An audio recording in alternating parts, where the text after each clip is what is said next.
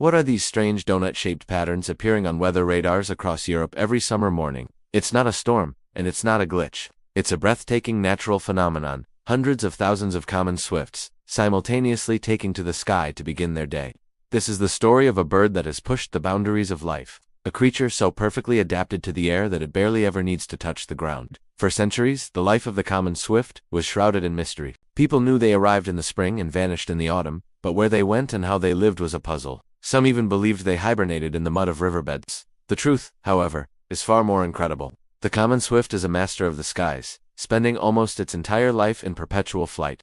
Let's start with one of the most mind-bending facts. Swifts can sleep on the wing. How is that even possible? As dusk falls, swifts will often ascend to incredible altitudes, sometimes reaching over 10,000 feet, far above the hustle and bustle of the world below. Up in this cold, thin air, they enter a state known as unihemispheric slow-wave sleep. This means one half of their brain shuts down to rest, while the other half remains alert, controlling their flight and watching for danger. They essentially put their bodies on autopilot. They catch thermal updrafts, gliding gently in slow wide circles, or even drifting on the wind, slowly descending through the night. This allows them to conserve energy while getting the rest they need, all without ever needing to land. Imagine sleeping while floating effortlessly through the clouds. That's the nightly reality for a swift. This aerial lifestyle dictates every aspect of their existence, including how they eat and drink. You'll never see a swift pecking at a bird feeder or sipping from a puddle. Their food source is what scientists call aerial plankton, a high-altitude soup of small insects, spiders, and other arthropods swept up by air currents. A swift's beak is a marvel of evolutionary design. It's short, but it has an incredibly wide gape, like a little scoop. They fly through swarms of insects with their mouths open, catching hundreds of tiny creatures in a single pass. A swift can collect up to 1,000 insects at a time, packing them into a special pouch at the back of its throat to form a small ball called a bolus, which it can either swallow or bring back to its chicks. When it comes to drinking, they perform a death-defying maneuver, skimming the surface of a lake or river at high speed to scoop up a mouthful of water without ever stopping. It's a high-risk, high-reward strategy that perfectly suits their high-speed life. If they eat and sleep in the air, you might be wondering, what about mating? Surely that requires a solid surface. For most birds, yes. For the common swift, not necessarily. While most mating happens at the nest site, they are one of the few species known to be capable of mating in midair. It's an extraordinary aerial ballet. The pair will fly in close formation, with one bird positioning itself on top of the other for a brief, fleeting moment of contact, all while soaring through the open sky. It's a testament to their incredible agility and control. They even gather nesting materials on the wing, snatching floating feathers, leaves, and bits of paper out of the air. Anything light enough to be carried by the wind is fair game for their nests. So, why did evolution push the swift to such an extreme lifestyle?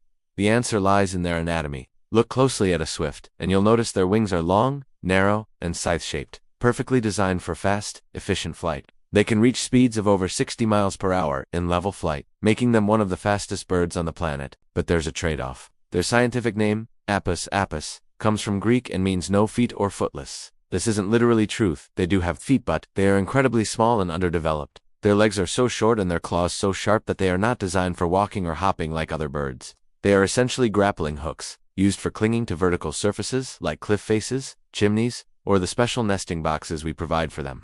This specialization is both their greatest strength and their one weakness. If a healthy adult swift finds itself on the ground, its long wings get in the way, and its tiny legs can't provide the leverage needed to take off. It becomes trapped. This is why you will almost never see a healthy swift on the ground. Their evolution has been a one-way ticket to an aerial existence. They sacrificed their connection to the land to conquer the sky. Every gram of their body, every beat of their wing, is optimized for life in the air. This specialization allows them to exploit a niche that few other creatures can, feasting on the rich supply of insects high in the atmosphere, far from ground-based predators. The only time a swift willingly lands is to breed. They are creatures of habit, often returning to the same nesting site year after year. These sites are typically dark crevices in high places under roof tiles, in old buildings, or on cliff ledges. Inside this dark cavity, they build a simple nest, a shallow cup made from the materials they've gathered in the air, all glued together with their own saliva. The female lays 2 or 3 white eggs, and both parents share the duties of incubation and feeding. Raising the chicks is an intense, non-stop job. The parents become flying food delivery services, constantly ferrying those insect-filled boluses back to their hungry offspring. The young swifts have an equally remarkable development. They grow slowly, and if food becomes scarce due to bad weather, the chicks can enter a state of torpor. Their metabolism slows down, their body temperature drops, and they can survive for days without food, waiting for conditions to improve.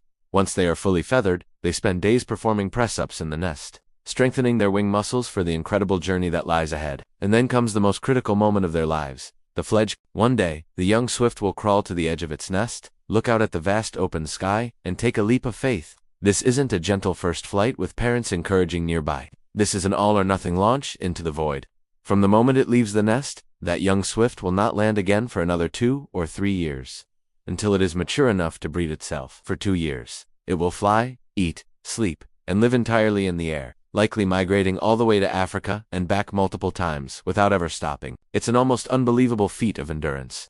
Their migration is an epic journey. The swifts that grace our summer skies in Europe spend their winters soaring over the rainforests and savannas of sub-Saharan Africa. They travel thousands of miles, following the rains and the insect blooms, living a life of perpetual summer. They are true nomads of the sky, untethered to any single place. But these incredible birds face growing threats. Modern building practices mean fewer nooks and crannies for them to nest in. The widespread use of pesticides reduces their food supply.